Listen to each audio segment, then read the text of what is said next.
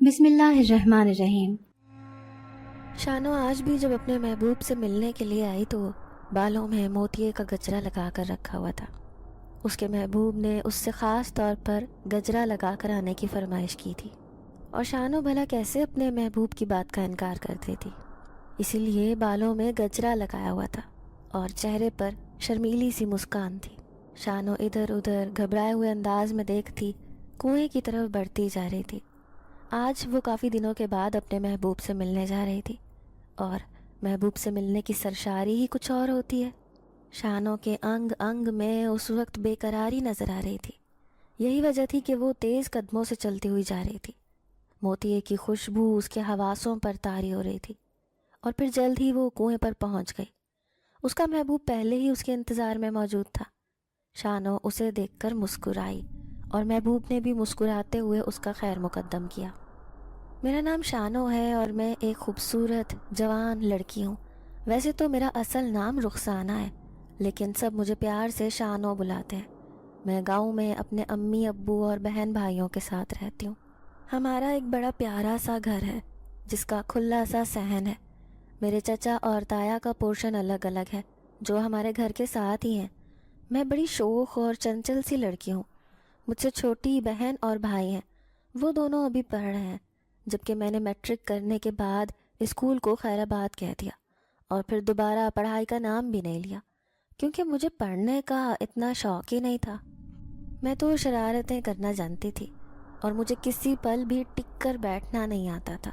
میں ہمیشہ شرارتی موڈ میں ہی رہتی۔ اماں مجھے بہت سمجھاتی اور اس طرح شرارتیں کرنے سے منع کرتی، لیکن میں باز ہی نہیں آتی۔ مجھے اس طرح شرارتیں کر کے لوگوں کو تنگ کرنے میں بہت مزہ آتا تھا۔ میرے بہن بھائی بھی میری شرارتوں سے عاجز رہتے تھے۔ میرے تایا کے بھی 2 ہی بچے تھے۔ ایک بڑا بیٹا تھا جس کا نام راہیل تھا، اور چھوٹی بیٹی تھی جس کا نام رائمہ تھا۔ تایا کا پورشن ہمارے گھر کے ساتھ ہی تھا اور چھت ملی ہوئی تھی۔ میرا اور راہیل کا بچپن کا ساتھ تھا۔ راہیل آج کل تایا کے ساتھ کھیتوں میں کام کر کے ان کا ہاتھ بٹا رہا تھا۔ یہی وجہ تھی کہ وہ صبح ہی تایا کے ساتھ چلا جاتا اور پھر رات کو مغرب کے بعد گھر واپس آتا۔ میں اور راہیل ایک دوسرے کو پسند کرتے تھے، اور یہ بات ابھی گھر میں کسی کو معلوم نہیں تھی۔ نہ جانے کب ایک ہی آنگن میں کھیلتے ہوئے پلتے بڑھتے راہیل مجھے اچھا لگنے لگا۔ راہیل کی آنکھوں میں بھی میں نے اپنے لیے پسندیدگی دیکھی۔ راہیل جب مجھے شانو کہہ کر بلاتا تو میرا دل دھڑک اٹھتا۔ مجھے اس کا شانو کہہ کر بلانا بہت پسند تھا، اور یوں ہم دونوں ایک ہی راہ کے مسافر ہو گئے۔ ہم دونوں نے کبھی اپنی محبت کا اظہار تو نہیں کیا تھا، لیکن پھر بھی ہم جانتے تھے کہ ہم دونوں ہی ایک دوسرے کے لیے بنے ہیں۔ راہیل اکثر میرے لیے اپنے حصے کی چیز بچا کر رکھ لیتا۔ وہ چوری چھپر لا کے مجھے دے دیتا۔ اس کے علاوہ بھی میرے کئی ایسے شوق تھے جو راہیل کی بدولت ہی پورے ہو رہے تھے، جیسے کہ ڈائجسٹ پڑھنا۔ مجھے ڈائجسٹ پڑھنے کا بہت شوق تھا، لیکن اماں کو یہ پسند نہیں تھا، اس لیے وہ مجھے ڈائجسٹ لانے ہی نہیں دیتی تھی۔ جبکہ جب بھی نیا ڈائجسٹ آتا تو راہیل لے کر آتا اور لا کر چھت پر رکھ دیتا۔ میں سکون سے جا کر چھت پر پڑھ لیتی، اور پھر جب پڑھ لیتی تو وہ واپس دے کر دوسرا لے آتا۔ اس کی بدولت میرا یہ شوق بخوبی پورا ہو رہا تھا۔ ہم دونوں کی محبت ہمارے ساتھ ہی پل بھر کر جوان ہوئی تھی، اور اب اکثر میں اس سے شرمائی شرمائی سی رہتی تھی۔ نہ جانے کیوں مجھے راہیل سے شرم آنے لگی تھی، جبکہ اس کا ایک ہی تقاضا ہوتا تھا کہ میں صبح سویرے اسے اپنے درشن کروا دیا کروں، لیکن میں اتنی صبح نہ تو چھت پر جا سکتی تھی نہ ہی گھر سے باہر نکل سکتی تھی۔ لیکن راہیل کا مجھ سے یہی اصرار ہوتا کہ ایک بار تو چھت پر آ جا کرو تاکہ تمہیں دیکھ کر کام پر چلا جایا کروں۔ لیکن مجھے ابا کا خوف آتا، اور یہی خیال ستاتا کہ اگر کسی نے مجھے ایسے دیکھ لیا تو نہ جانے وہ کیا سمجھے۔ یہی وجہ تھی کہ میں راہیل کی یہ بات نہیں مانتی تھی، اور وہ اکثر مجھ سے ناراض ہو جاتا۔ تاہم اس کی ایک بات اچھی تھی کہ وہ جلدی مان بھی جاتا تھا۔ ویسے تو ہمارے گھروں میں سلوک اور اتفاق تھا۔ پورشن بے شک الگ تھے، لیکن دل ایک ہی تھے۔ جس کی طرف جو چیز اچھی بنتی وہ باقی کے گھروں میں بھی لازمی بھیجتا تھا۔ یہی وجہ تھی کہ آج تک نہ تو کوئی لڑائی دیکھنے میں آئی، نہ ہی کوئی بدمزگی پیدا ہوئی۔ سب اپنی اپنی جگہ خوش اور مطمئن تھے۔ دادی کا کچھ عرصہ پہلے ہی انتقال ہوا تھا۔ ان کی زندگی میں وہ ہمارے گھر میں ہی رہتی تھی۔ انہیں اس جگہ سے انسیت تھی۔ ان کا کہنا تھا کہ جب وہ رخصت ہو کر اس گھر میں آئی تھیں تو ان کا کمرہ یہی تھا۔ یہی وجہ ہے کہ وہ کبھی اس کمرے کو نہیں چھوڑیں گی۔ اور جب ہمارے حصے میں یہ پورشن آیا تو دادی بھی ادھر ہی رہنے لگی۔ اور دوسری ایک وجہ یہ بھی تھی کہ یہاں پر دادی کا پسندیدہ موتیے کا پودا تھا۔ یہ پودا دادی نے بہت عرصے پہلے اپنے ہاتھوں سے لگایا تھا، اور موسم بہار میں اس موتیے سے بہت سے پھول کھلتے تھے۔ دادی کو اس پودے سے بہت لگاؤ تھا۔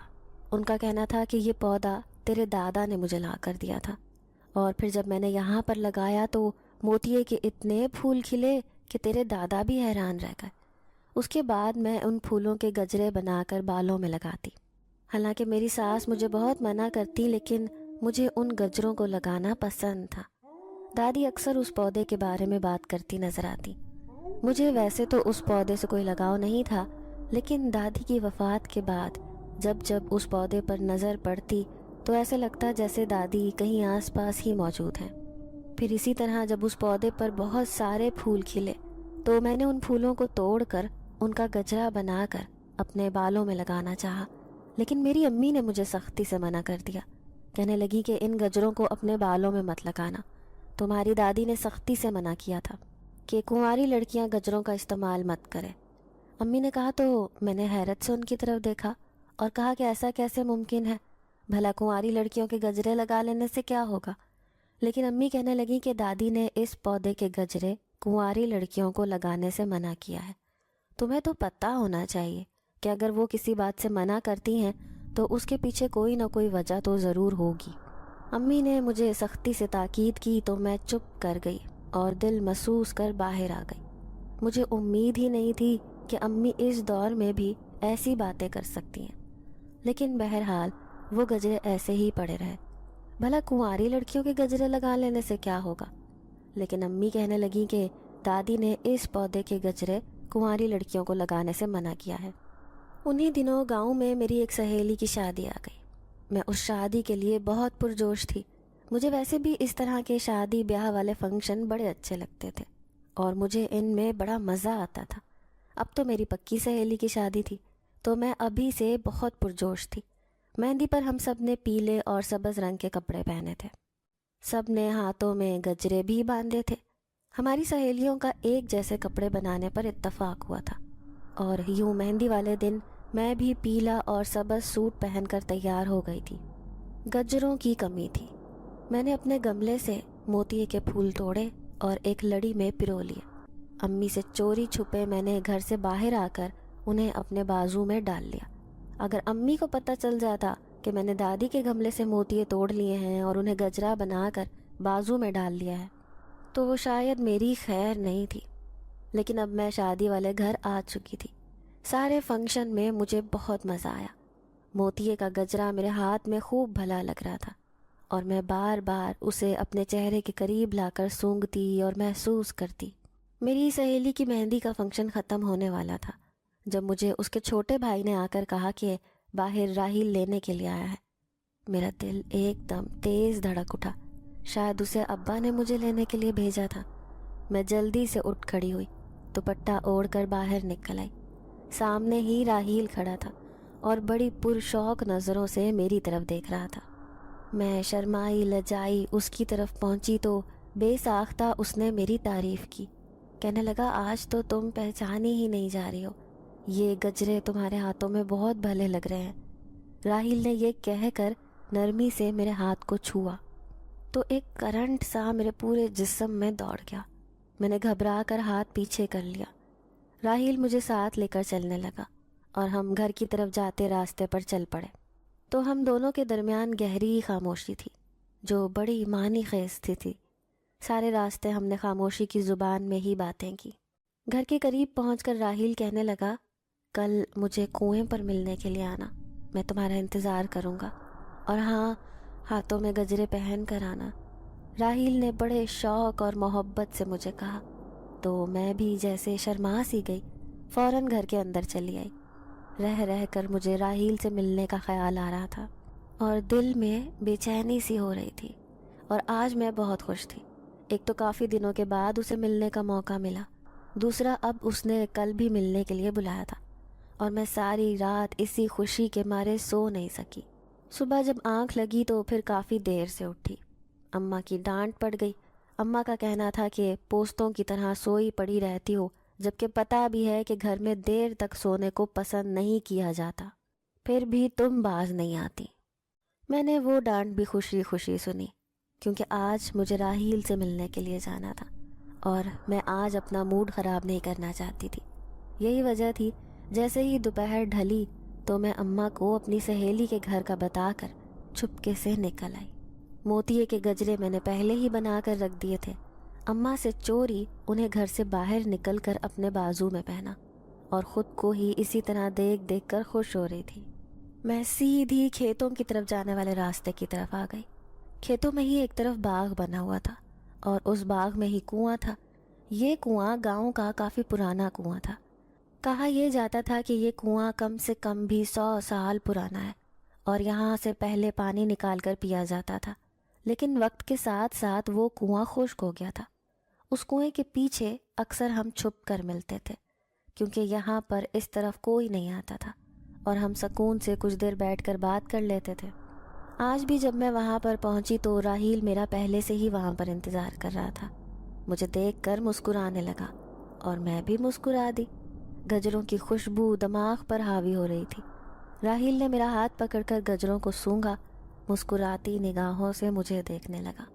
ابھی مجھے وہاں پر بیٹھے چند لمحے ہی ہوئے تھے کہ نہ جانے ایک دم مجھے کیا ہوا۔ میں نے بھاری آواز میں راحیل سے کہا، دور ہٹ جاؤ، اس کے قریب مت آنا۔ یہ بات سن کر راحیل خوف زدہ ہو گیا اور پریشانی سے میری طرف دیکھنے لگا، جبکہ میری آنکھوں میں تو جیسے اس وقت بہت غصہ اور جنون اترا ہوا تھا۔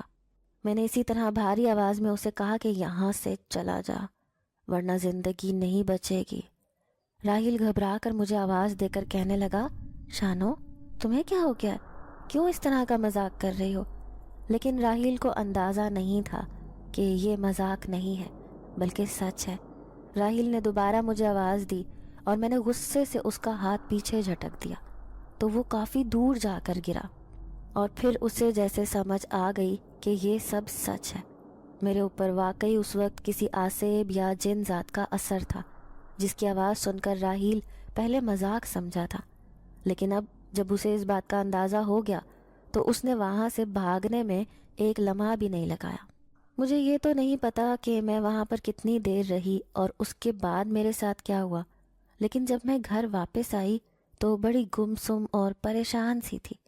ہاتھوں میں گجرے ابھی بھی موجود تھے جنہیں میں نے اتارا ہی نہیں تھا۔ اماں نے جب مجھے گجرے پہنے دیکھا تو غصہ کرنے لگی، کہنے لگی تمہیں کتنی بار منع کیا ہے کہ گجرے مت پہنا کرو، ابھی تم کنواری ہو، تمہاری دادی نے سختی سے منع کیا تھا لیکن تم باز ہی نہیں آتی ہو۔ اماں کے کہنے پر میں نے اماں کی طرف بڑی غصے بھری نگاہوں سے دیکھا۔ میری نگاہیں محسوس کر کے اماں جیسے اپنی جگہ پر کانپ سی گئی اور خاموش ہو گئی۔ میں سیدھا اپنے کمرے میں آ کر لیٹ گئی اور بار بار ان گجروں کے اوپر ہاتھ پھیر کر انہیں محسوس کر رہی تھی۔ ان کی خوشبو سونگھ کر میں خوش ہو رہی تھی۔ مجھے خود معلوم نہیں تھا کہ میں کیا کر رہی تھی۔ اگلے دن جب راحیل مجھے چھت پر ملا تو کافی خوفزدہ سا تھا۔ مجھے کہنے لگا، شانو تمہیں کیا ہو گیا تھا؟ آخر تم کل اس طرح کا رویہ کیوں اختیار کر رہی تھی؟ لیکن جب میں نے اس بات سے انکار کیا اور راحیل سے کہا کہ مجھے ذرا سا کچھ بھی یاد نہیں ہے، لیکن کل تو تم وہاں پر آئے ہی نہیں تھے اور میں کتنی دیر تمہارا انتظار کرتی رہی۔ راحیل یہ سن کر مزید خوفزدہ ہو گیا اور خوف بھری نگاہوں سے مجھے دیکھ کر کہنے لگا، شانو میں تو کل آیا تھا اور تمہارا رویہ دیکھ کر مجھے وہاں سے بھاگنا پڑا۔ اس کے بعد راحیل نے مجھے جو تفصیل بتائی اسے سن کر میرے پیروں تلے سے زمین کھسک گئی۔ راحیل تو یہ سب بتا کر چھت سے اتر گیا، جبکہ میں بہت بے چینی سے چھت پر ہی ٹہلتی رہی۔ مجھے سمجھ نہیں آ رہی تھی کہ راحیل مذاق کر رہا تھا یا وہ سب کچھ سچ تھا۔ میں گمسم سی کافی دیر چھت پر ٹہلتی رہی اور پھر نیچے آ گئی۔ کل سے امی بھی مجھ سے ناراض تھیں۔ ان کا کہنا تھا کہ میں نے ان کے ساتھ بدتمیزی کی ہے، جبکہ مجھے ایسی کوئی بھی بات یاد نہیں تھی۔ تاہم میں نے پھر بھی ان سے معافی مانگ لی اور کہا اماں مجھے تو اس طرح کی کوئی بات یاد ہی نہیں ہے جس بات پر آپ ناراض ہو. کل نہ جانے میرے ساتھ ایسا کیوں ہو رہا ہے کہ مجھے کچھ یاد ہی نہیں رہتا. میں نے سوچنے والی کیفیت میں اماں سے کہا تو اماں عجیب نظروں سے مجھے دیکھنے لگی. تاہم وہ کچھ بولی نہیں. اس واقعے کے بعد سے راحیل تھوڑا خوفزدہ ہو گیا تھا. وہ اب کم کم ہی میرا سامنا کرتا، بلکہ میری کوشش ہوتی کہ میں اس سے ملنے جاؤں، اور میں اب اکثر صبح کے وقت چھت پر جا کر اس کا انتظار کرتی رہتی، لیکن وہ چھت پر آتا ہی نہیں تھا. ایک دن میرے صبر کا پیمانہ لبریز ہو گیا اور میں تایا کے گھر پر چلی آئی. تائی نے جو مجھے اتنے دنوں کے بعد آتے دیکھا تو بہت خوش ہوئی اور اسی وقت رائمہ سے چائے بنانے کے لیے کہا، جبکہ میں نے تائی کو منع کر دیا اور راحیل کے بارے میں پوچھا. ان سے کہا کہ مجھے راحیل سے تھوڑا کام ہے، کچھ چیزیں منگوانی ہیں. لیکن تائی نے کہا کہ وہ تو گھر پر ہی نہیں ہے، کہیں باہر گیا ہوا ہے. تائی کے جواب نے مجھے مایوس کر دیا. میں کچھ دیر رائمہ اور تائی کے ساتھ ادھر ادھر کی باتیں کرتی رہی، پھر واپس گھر چلی آئی. میرا دل بہت بجھا ہوا تھا. نہ جانے مجھے ایسا کیوں لگ رہا تھا کہ راحیل یہ سب کچھ میرے ساتھ جان بوجھ کر کر رہا ہے. وہ نہیں چاہتا کہ میں اس کے سامنے آؤں، اسی لیے وہ اب گھر سے زیادہ تر غائب رہتا ہے اور جان بوجھ کر مجھے نظر انداز کر رہا ہے. لیکن اس سوال کا جواب تو میرے پاس نہیں تھا، اور وجہ جاننے کے لیے ہی میں راحیل سے ملنا چاہتی تھی. لیکن وہ تھا کہ کسی طور پر میرے سامنے نہیں آ رہا تھا. اگلے دن پودے پر موتیے کے پھول خوب کھلے، بڑی اچھی اور بھینی بھینی خوشبو فضا میں پھیلی ہوئی تھی. مجھ سے رہا نہیں گیا. میں نے ان کلیوں کو توڑ کر ایک لڑی کی شکل دے لی اور پھر اپنے گلے میں ڈال لیا. اماں نے جو یہ کرتے دیکھا تو اپنا سر پیٹنے لگی. غصے سے آ کر انہوں نے وہ موتیوں کی مالا توڑ دی. کہنے لگی آخر تمہیں کتنی بار سمجھایا ہے، یہ گجرے اور موتیاں بالوں میں مت لگایا کرو. تمہیں معلوم نہیں تمہاری دادی کے ساتھ کیا ہوا تھا جس کی بدولت وہ منع کرتی ہیں. اماں کی بات سن کر میں چونک اٹھی اور پوچھنے لگی کہ آخر دادی کے ساتھ کیا ہوا تھا؟ آپ نے کبھی نہیں بتایا. مجھے تو صرف اتنا پتا ہے کہ دادی نے موتیے کے گجرے کنواری لڑکیوں کو بالوں میں لگانے سے منع کیا ہے. لیکن آج میں نے بالوں میں تھوڑی لگایا تھا، میں نے تو گلے میں لڑی پہنی تھی، اور آپ نے وہ بھی توڑ دی. آخر میں کہتے کہتے میرا لہجہ کچھ عجیب اور تلخ سا ہو گیا تھا، جسے اماں نے بھی محسوس کیا. تاہم انہوں نے اس بات کو بھی کافی محسوس کیا اور خاموش ہو گئی. میں نے ماحول کی تلخی کو کم کرنے کے لیے اماں سے پوچھا کہ آخر دادی کے ساتھ کیا ہوا تھا، وہ تو بتا دیں. اماں چند لمحے ناراضگی سے مجھے دیکھتی رہیں، پھر کہنے لگی پھر کبھی بتاؤں گی. اماں نے بڑے سسپینس پر یہ بات چھوڑ دی تھی اور میں دل ہی دل میں اندازے لگا لگا کر تھک رہی تھی. کچھ دن اسی طرح سے گزر گئے. مجھے راحیل کی طرف سے ایسی بے اعتنائی اور بے رخی کی توقع نہیں تھی. میرے ساتھ وہ جو کچھ کر رہا تھا اس بات نے مجھے دلی صدمہ پہنچایا تھا. اگر راحیل ابھی سے ایسا کر رہا تھا تو بعد میں وہ میرا کیا ساتھ نبھاتا؟ یہ بات مجھے بے چین کرنے لگی. میں کسی بھی قیمت پر راحیل کو چھوڑ نہیں سکتی تھی، ورنہ شاید اس کی حرکات کی وجہ سے اسے چھوڑ ہی دیتی. لیکن اب میرے لیے یہ ممکن نہیں رہا تھا. اسی لیے آج میرے صبر کا پیمانہ لبریز ہو چکا تھا. میں اسی وقت راحیل کے گھر چلی آئی جب تایا نماز کے لیے نکلنے لگے تھے. راحیل اس وقت نہا کر تایا کے ساتھ جانے کی تیاریوں میں لگا ہوا تھا. یہ صبح سویرے کا وقت تھا، اندھیرا ابھی بھی موجود تھا، لیکن تایا چونکہ جلدی کھیتوں میں چلے جاتے تھے اسی لیے صبح صبح ہی اٹھ جاتے تھے.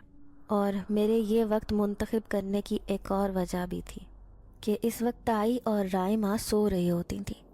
تایا نے مجھے دیکھ کر حیرت کا اظہار کیا. کہنے لگے آج میری بیٹی کہاں سے چلی آئی؟ تایا نے مجھے دیکھ کر خوش دلی سے کہا تو میں پھیکی سی ہنسی ہنس دی. تایا سے کہا جی بس میں آپ سے ملنا چاہتی تھی، اتنے دن ہو گئے تھے آپ سے ملاقات ہی نہیں ہو سکی. میں نے کہا تو تایا نے بھی سر ہلا دیا اور مجھ سے مل کر کھیتوں کی طرف چلے گئے، جبکہ راحیل وہیں پر موجود تھا، لیکن بڑا اجنبی اور انجان سا لگ رہا تھا. اس کا رویہ بہت عجیب سا تھا. میں نے راحیل سے کہا بھی کہ تم اس دن سے کچھ بدلے بدلے سے لگ رہے ہو، آخر کیا معاملہ ہے، تم میرے ساتھ ایسا کیوں کر رہے ہو؟ تو وہ کہنے لگا تمہیں ذرا سا بھی اندازہ ہے تم نے اس دن میرے ساتھ کیا رویہ اختیار کیا تھا؟ تم ایک الگ ہی رنگ و روپ میں نظر آئی تھی. میں یہ سمجھ بھی نہیں سکتا تھا کہ تم میرے ساتھ کیا کر رہی تھی. راہیل نے بڑے روکھے سے انداز میں مجھے کہا تو میں خاموش ہو گئی۔ پھر راہیل سے کہنے لگی، نہ جانے تمہیں میری بات کا یقین بھی آئے گا یا نہیں، لیکن اس دن جو کچھ بھی ہوا مجھے کچھ بھی یاد نہیں ہے۔ تم نے جو کچھ مجھے بتایا میں نہیں جانتی وہ سب سچ ہے یا جھوٹ، لیکن یہ بات سچ ہے کہ مجھے کچھ بھی یاد نہیں ہے، میں نے راہیل سے جھجکتے ہوئے کہا۔ لیکن وہ کہنے لگا کہ مجھے تمہاری بات پر یقین ہے، تاہم تمہارے ساتھ کچھ نہ کچھ ایسا مسئلہ ضرور چل رہا ہے جس کے بارے میں ہم ابھی کچھ نہیں کہہ سکتے۔ تمہیں چاہیے کہ گھر پر اپنی امی سے بات کرو اور ان سے پوچھو۔ امی کے خیال سے ہی مجھے اس دن والی بات بھی یاد آ گئی تو میں چونک اٹھی، لیکن امی سے پوچھنے کی نوبت ہی نہیں آئی۔ اس سے پہلے ہی گھر میں ایک ایسا واقعہ ہو گیا جو میری حالت سب کے اوپر ظاہر کر گیا۔ میں اس دن نہا کر باہر نکلی تو بالوں کو سکھانے کے لیے اوپر چلی آئی۔ ہلکی ہلکی ہوا چل رہی تھی اور اس وقت مجھے بہت سکون محسوس ہو رہا تھا۔ موتیے کی خوشبو فضا میں پھیلی ہوئی تھی۔ میں بے اختیار انداز میں موتیے کے پھولوں کی طرف بڑھائی اور ان کلیوں کو توڑ کر اپنے ہاتھوں میں بھر لیا۔ میں بار بار انہیں سونگھتی، ان کی خوشبو کو محسوس کرتی۔ اسی اثناء میں مجھے محسوس ہوا جیسے میرے پیچھے کوئی کھڑا ہے۔ میں سمجھی شاید میرا کوئی بھائی یا بہن اوپر آیا ہوگا، لیکن جو ہی میں نے پلٹ کر دیکھا تو یہ دیکھ کر میرے پیروں سے زمین سرک گئی کہ وہاں پر کوئی اجنبی شخص کھڑا تھا جو بڑے شوق اور محبت سے میری طرف دیکھ رہا تھا۔ میرے ہاتھ سے ساری کلیاں چھوٹ کر نیچے گر گئیں اور میں خوف کے عالم میں منہ کھولے اسے دیکھ رہی تھی۔ مجھے سمجھ نہیں آ رہی تھی کہ وہ شخص کون ہے اور کہاں سے آیا تھا۔ گھبراہٹ کے عالم میں مجھ سے کچھ بولا بھی نہیں جا رہا تھا۔ اچانک وہ شخص تھوڑا سا آگے بڑھا، تب میں ڈر کر پیچھے ہٹ گئی۔ اس نے آگے بڑھ کر وہ ساری کلیاں زمین سے چن لیں اور اٹھا کر میری طرف بڑھائیں، لیکن میں تو اپنا ہاتھ بھی آگے نہ بڑھا سکی اور اسی خوف بھرے لہجے میں اس سے پوچھا، کون ہو تم؟ میری بات سن کر وہ مسکرا دیا، کہنے لگا، میں موتیے کا جن زادہ ہوں۔ اس شخص نے بھاری اور گھمبیر آواز میں کہا، تاہم میرا سارا حلق خشک ہو گیا اور اب تو میں کچھ بھی بولنے کے قابل ہی نہیں رہی۔ پھر میں نے اس سے پوچھا، موتیے کا جن زادہ کیا مطلب؟ وہ کہنے لگا، ہاں میں موتیے کا جن زادہ ہوں اور اسی پودے پر رہتا ہوں۔ جب تم نے ان گجروں کو پہنا تو میں تم پر عاشق ہو گیا اور تمہارے ساتھ ساتھ رہتا ہوں۔ اس کی بات سن کر میرے رونگٹے کھڑے ہو گئے، کیونکہ اب مجھے اس بات پر یقین آیا تھا کہ دادی اس پودے کے گجرے پہننے سے کیوں منع کرتی تھی۔ وہ آگے بڑھا، زبردستی میرا ہاتھ پکڑ کر موتیے کی کلیاں میرے ہاتھ پر رکھ دیں، لیکن تب تک میں بے ہوش ہو کر نیچے گر چکی تھی۔ نہ جانے میں کتنی دیر بے ہوش رہی۔ جب مجھے ہوش آیا تو میں نیچے اپنے کمرے میں موجود تھی اور اماں اور میرے چھوٹے بہن بھائی میرے ارد گرد بڑی پریشانی سے بیٹھے ہوئے تھے۔ میں نے اپنے دکھتے ہوئے سر کو دونوں ہاتھوں سے دبایا۔ اماں سے پوچھا، اماں مجھے کیا ہوا ہے؟ میں یہاں پر ایسے کیوں ہوں اور آپ لوگ مجھے اتنی پریشانی سے کیوں دیکھ رہے ہیں؟ اماں کہنے لگی، کچھ نہیں ہوا تمہیں، ابھی پہلے تم ٹھیک ہو جاؤ پھر تمہیں سب پتہ چل جائے گا۔ لیکن میری طبیعت گھبرا رہی تھی۔ میں ایک دم سے اٹھ بیٹھی۔ اماں سے کہا، اماں مجھے بتائیں آخر کیا معاملہ ہے؟ میرا سر بہت درد کر رہا ہے، ایسے لگ رہا ہے جیسے ابھی پھٹ جائے گا۔ میں نے بے بسی سے دکھتے ہوئے سر کو دبایا تو اماں کہنے لگی، تم چھت پر بے ہوش پڑی ہوئی تھی، جب کافی دیر تک تم نیچے نہیں آئیں تو ہم تمہیں دیکھنے کے لیے اوپر گئے تو تم وہاں پر بے ہوش پڑی تھی۔ اب تم بتاؤ وہاں پر کیا ہوا تھا؟ اماں نے مجھ سے پوچھا تو مجھے ایک دم سب کچھ یاد آ گیا۔ میری آنکھوں اور چہرے پر پھیلتے خوف کو دیکھ کر اماں پریشان سی ہو گئی۔ دونوں ہاتھوں سے مجھے تھام کر کہنے لگی، مجھے بتاؤ کیا ہوا ہے، کیا معاملہ ہے؟ اماں کے پوچھنے کی دیر تھی کہ میں نے روتے ہوئے اماں کو ساری بات بتا دی اور کہا، اماں آپ بالکل سچ کہتی تھیں، دادی بالکل صحیح منع کرتی تھیں، ہمیں وہ گجرے نہیں لگانے چاہیے تھے، لیکن پھر بھی میں نے آپ کی بات نہیں مانی اور ان کو بالوں میں لگا لیا، اور اب آج میں اس حال میں پہنچ گئی ہوں کہ وہ موتیے کے گجرے کا جن زیادہ مجھ پر عاشق ہو گیا ہے اور وہ کسی قیمت پر پیچھے ہٹنے کو تیار نہیں۔ میں نے بے بسی سے روتے ہوئے اماں کو ساری بات بتا دی۔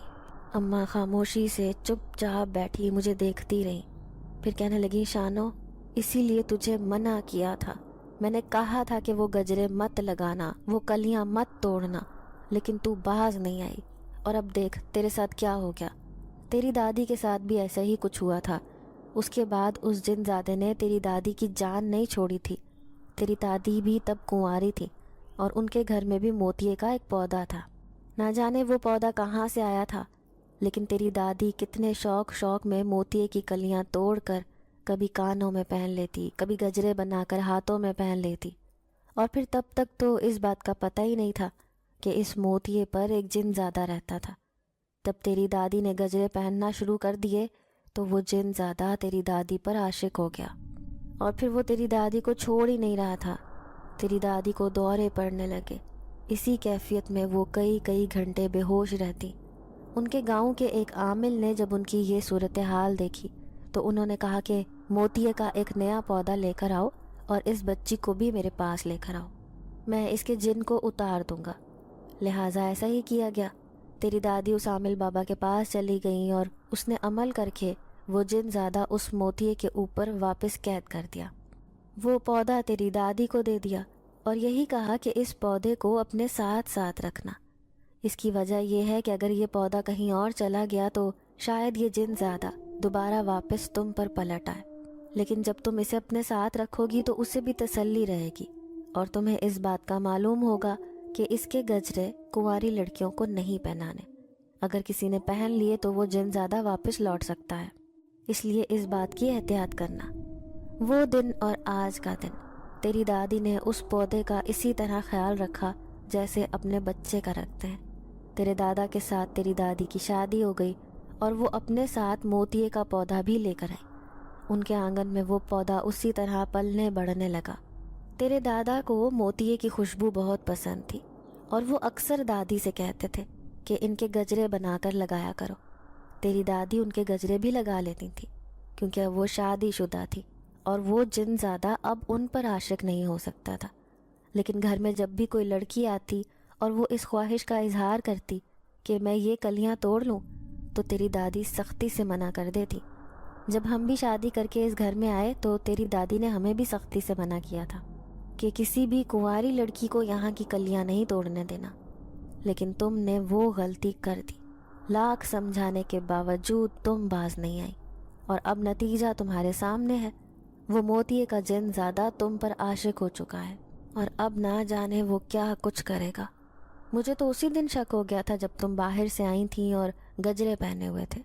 اس کے بعد جس طرح کا رویہ تم نے میرے ساتھ اختیار کیا تھا، مجھے اندازہ ہو گیا تھا کہ معاملہ کچھ اور گڑبڑ ہے، لیکن مجھے یہ نہیں پتا تھا کہ معاملہ اتنا خراب ہو جائے گا۔ امی نے تفصیل سے مجھے ساری بات بتائی تو میں حیرت سے گنگ رہ گئی۔ مجھے تو اس بات کی امید ہی نہیں تھی کہ یہ معاملہ اتنا خراب ہوگا، اور اب مجھے مسلسل خوف محسوس ہو رہا تھا۔ میں نے روتے ہوئے امی سے کہا، اماں یہ سب کیسے ٹھیک ہوگا؟ میں نے تو بہت بڑی غلطی کر دی، نہ جانے یہ معاملہ کیسے ٹھیک ہوگا۔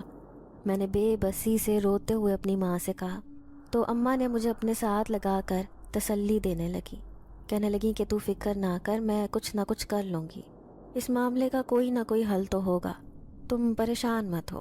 اماں نے مجھے اپنے ساتھ لگا کر تسلی دی، پھر آخر میں کہنے لگیں کہ بس اب ایک بات کا دھیان رکھنا کہ اب دوبارہ وہ کلیاں نہ توڑنا اور نہ ہی ان کے گجرے بنا کر بالوں میں لگانا۔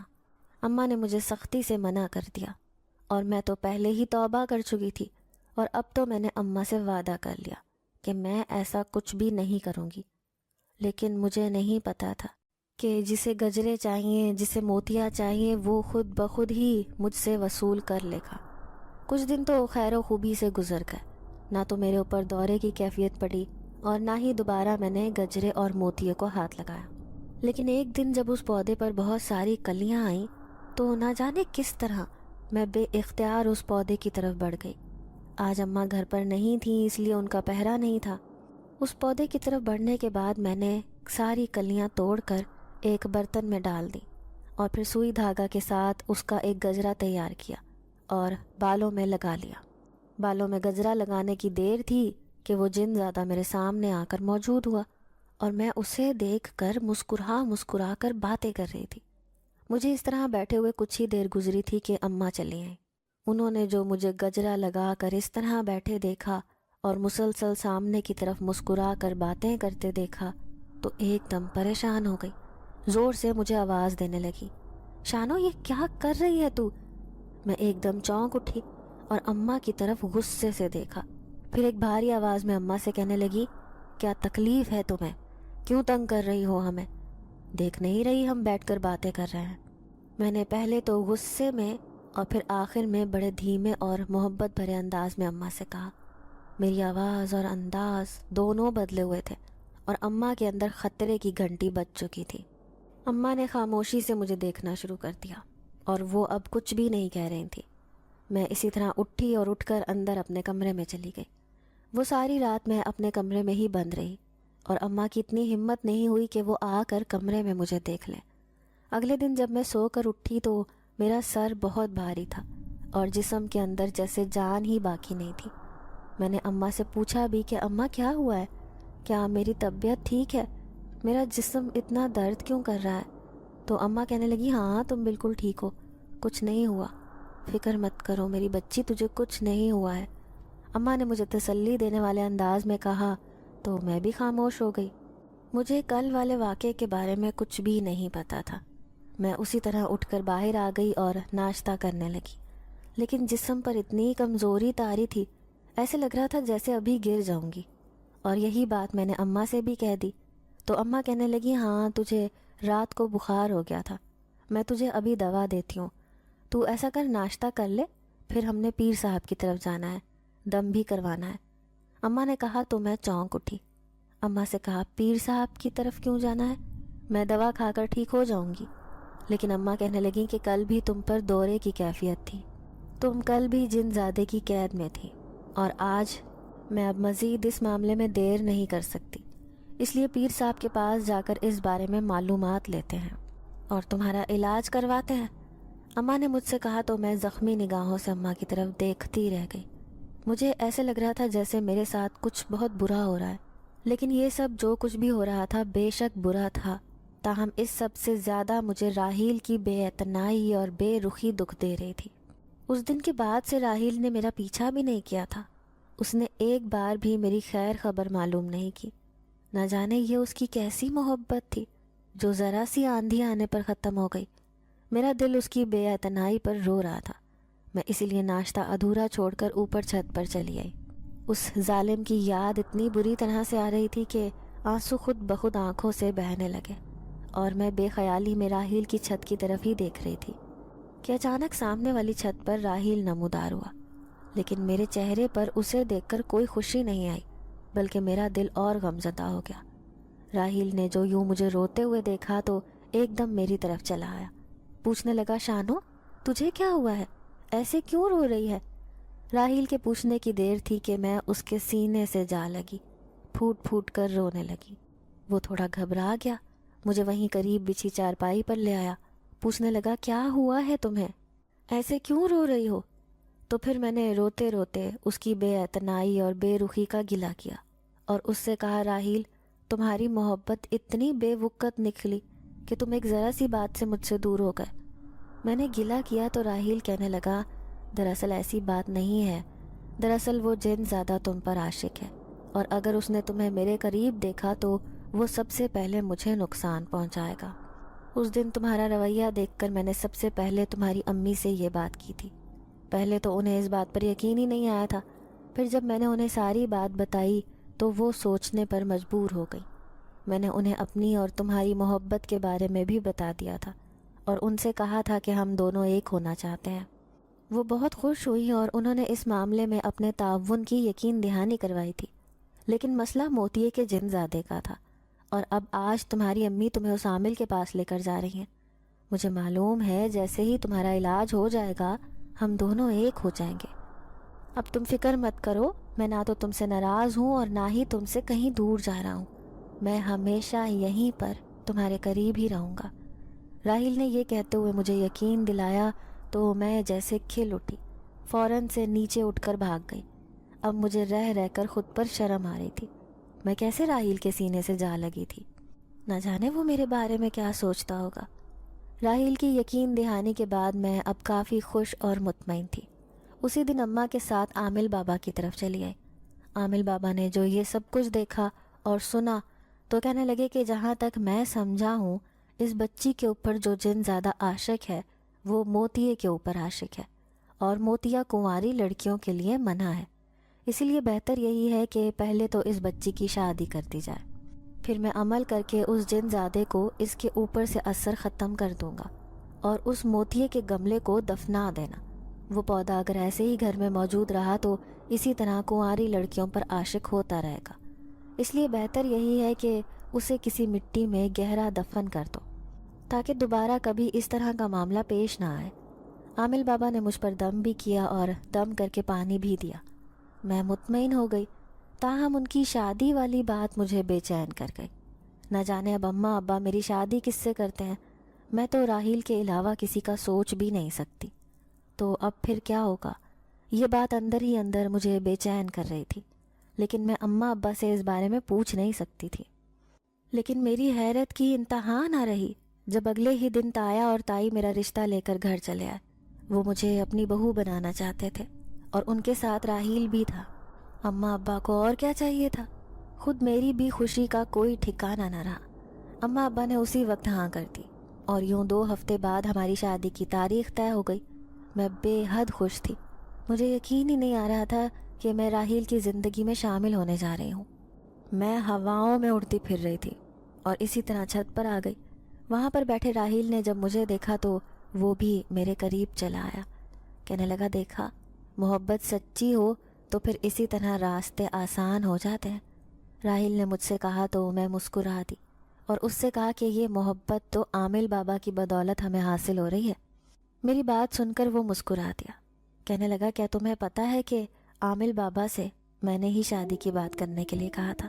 میں نے ہی انہیں کہا تھا کہ وہ تمہاری اور میری شادی کی بات کریں، اسی لیے انہوں نے بڑے مبہم سے انداز میں شادی کی بات کی تھی، اور پھر تب میں نے ویسے بھی اپنے گھر پر بات کر لی تھی اور اماں ابا کو تمہارے گھر رشتہ بھیجنے کے لیے کہا تھا۔ یوں یہ معاملہ آسانی سے ختم ہو گیا۔ راحیل نے محبت بھرے انداز میں کہا تو میں اسے دیکھ کر شرما دی۔ مجھے یقین ہی نہیں آ رہا تھا کہ میرے بچپن کا خواب سچ ہونے کے لیے جا رہا تھا۔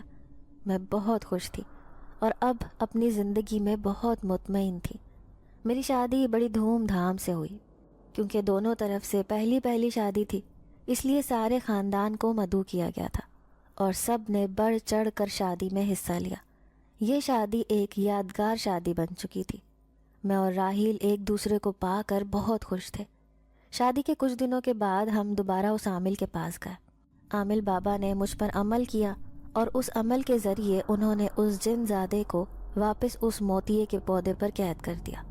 وہ موتیے کا پودا انہوں نے راحیل کو دیا، کہا کہ اب اسے گہری مٹی میں دبا دینا تاکہ دوبارہ کبھی یہ باہر نہ آ سکے۔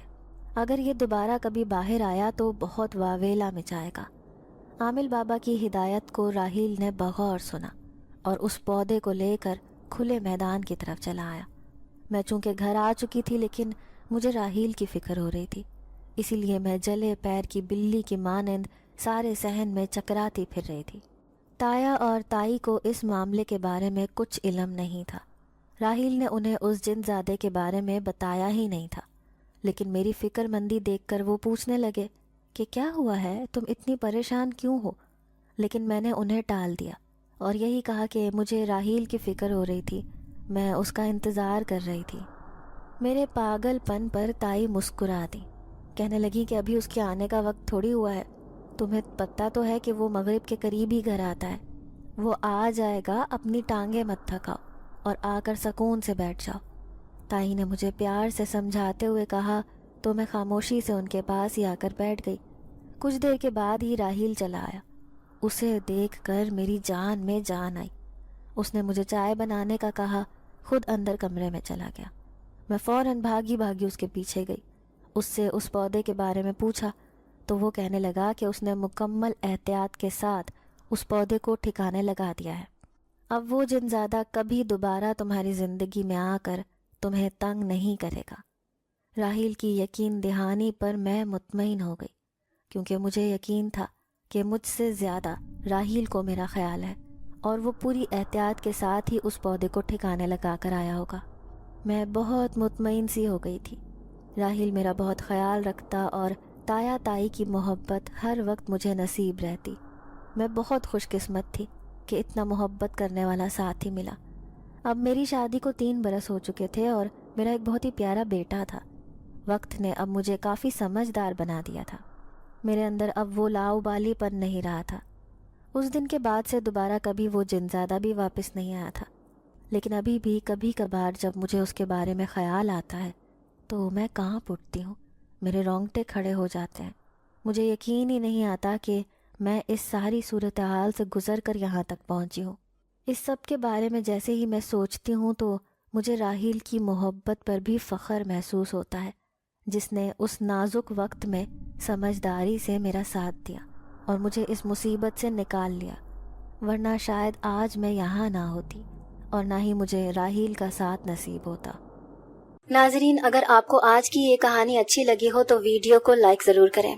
अगर आपको ऐसी दहशतनाक, दिल को जकड़ देने वाली कहानियाँ पसंद हैं तो ऐसी एक कहानी रोज़ाना सुनने के लिए हमारे चैनल को सब्सक्राइब करें।